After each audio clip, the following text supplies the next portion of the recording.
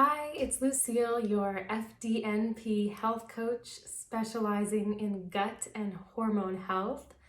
And I would like to start the new year off by answering a few questions about food sensitivity and food sensitivity testing. If you suspect that you may have some food sensitivities contributing to your health condition, or that you may be experiencing some symptoms related to food sensitivity, then this video is for you. So what causes food sensitivity?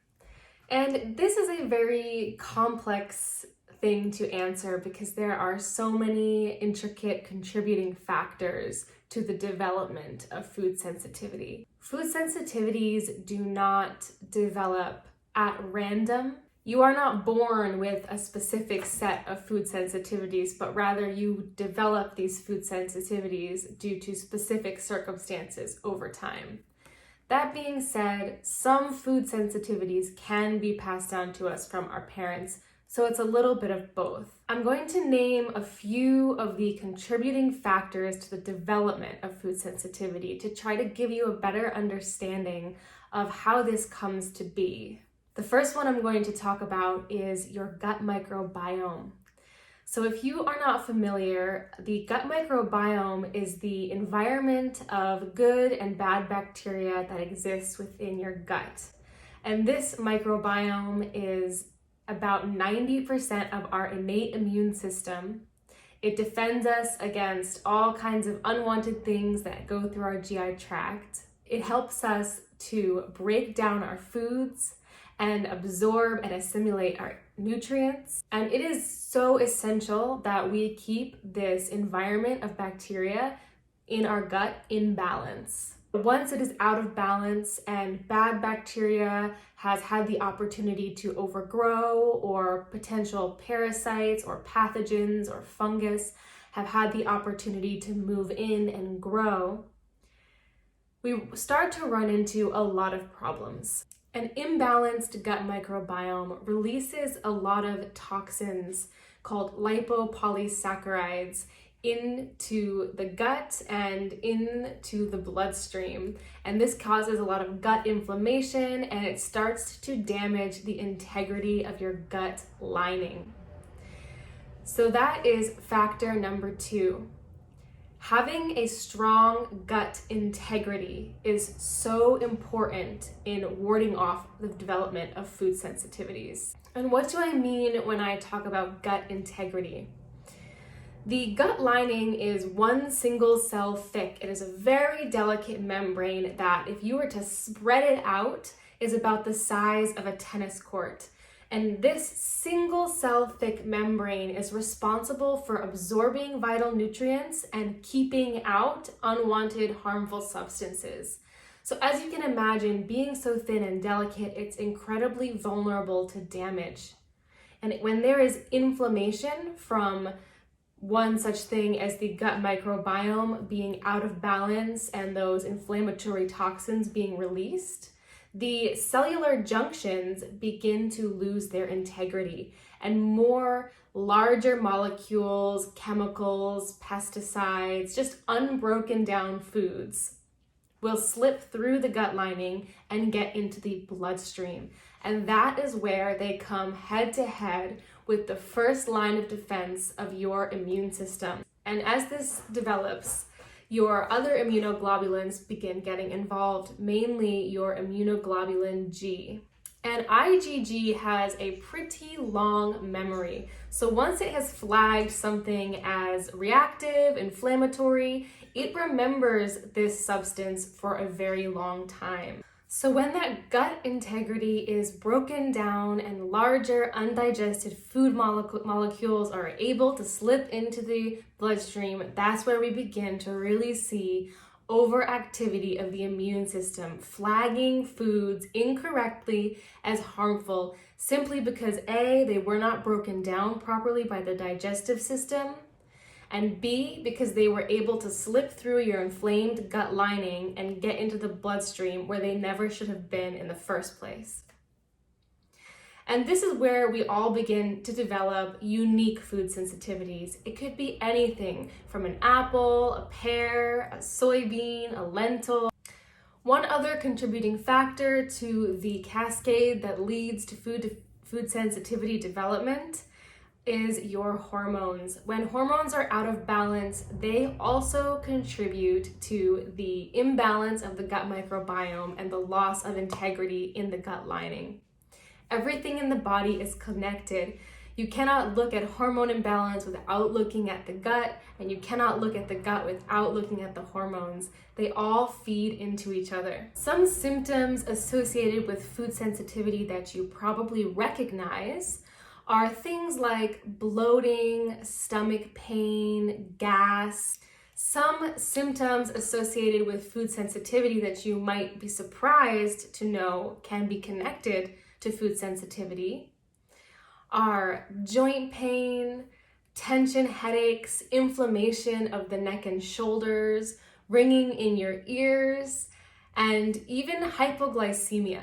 Some reactions to food sensitivities can take as long as 5 days after the food you've consumed to present the inflammation that is occurring. So it can be very difficult to track on your own what is causing XYZ inflammation. That is why a food sensitivity test is such a powerful tool in giving you the information you need to eliminate the foods that are causing your immune system to overreact. So I'm going to go ahead and show you what a food sensitivity test looks like. So this is my personal food sensitivity test that I took a couple of months ago. And as you can see here, we have 3 color categories. We have the green section, this yellow section, and the red section. The red section is foods that are extremely reactive. The yellow section is moderately reactive, and the green section is a low reactivity. So I have been dealing with GI symptoms for quite a long time, with inflammation in various parts of my body. I have experienced a lot of shoulder and neck inflammation, a lot of tension headaches. I do have a constant ringing in my ears, and a lot of that is attributed to the food sensitivities that I have developed over time. As you can see here, I don't have any food sensitivities in the red zone. But I do have reactivity, moderate to low reactivity of almost every food that was tested. Now, not everyone is going to have a result that looks this severe in terms of reacting to so many foods. Some people will have moderate to high reactivity for a few foods, but be relatively unreactive to others. Or some people, like me, may have developed moderate to low reactivity to a lot of things. And what this says is that the digestive system has really broken down, and it is not functioning at adequately breaking down the food into recognizable, digestible molecules, and the immune system is flagging things as harmful. So what one should do in this situation is take every food that is in the moderate sensitivity out of the diet for a minimum of 90 days. So I diligently made a list of all the foods that passed the green threshold into moderate, and I took them out of my diet.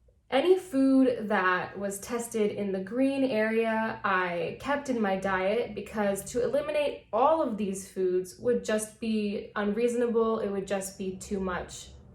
But if there weren't too many that were reactive in another person's test, I would recommend taking anything that is reactive out of the diet for 90 days, and you will immediately start to see a decrease in inflammation and an increase in general well-being.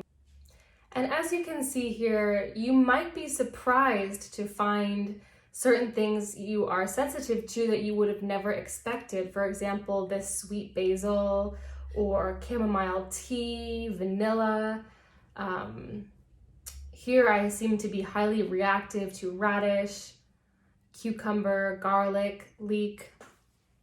It can be very disheartening and very difficult to see the foods that you are reactive to, because more often than not, they are the foods that you eat most often. If there has been a breakdown in digestive function and you have been consuming these foods regularly, your immune system will most likely be flagging them as inflammatory, even if they're not necessarily inflammatory foods.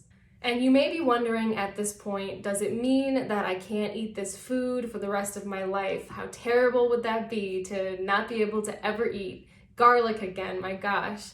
Well, the good news is that you don't have to avoid these foods for the rest of your life. These are not food allergies, these are food sensitivities. And when you have eliminated them for long enough for the immune system to start to relax, and you have, in the meantime, healed your gut lining and restored balance to your gut microbiome, restored balance to your hormones, and restored your overall digestive function, and that is the ability to break down your food in your stomach and in your intestines, then eventually you can reintroduce these foods one at a time without experiencing reactivity. Hiring an FDN, which is a functional diagnostic nutrition practitioner like myself, is one of the most effective, most supportive ways to tackle restoring your gut health, identifying your food sensitivities, and restoring balance to that microbiome and restoring balance to the hormones. You can explore more about my program offerings on my website, vitalenergy.love. And if you have further questions about food sensitivities and you would like to get them answered, or you would like me to elaborate on them further in my next newsletter, then respond to this email or comment on the video below, and I will do my best to get around to answering that question. So in summary, food sensitivities are a result of a breakdown in the digestive function and the gut integrity breaking down. What can you do about them? You can run a test, you can hire an FDN, you can eliminate those foods for 90 days while restoring function to the digestive tract, restoring hormone balance, restoring balance to your microbiome. And eventually you can eat those foods again. So it's not forever, even though it may be hard to give up some of your favorite foods in the short term. I hope this video has been helpful and that you are having a happy new year so far.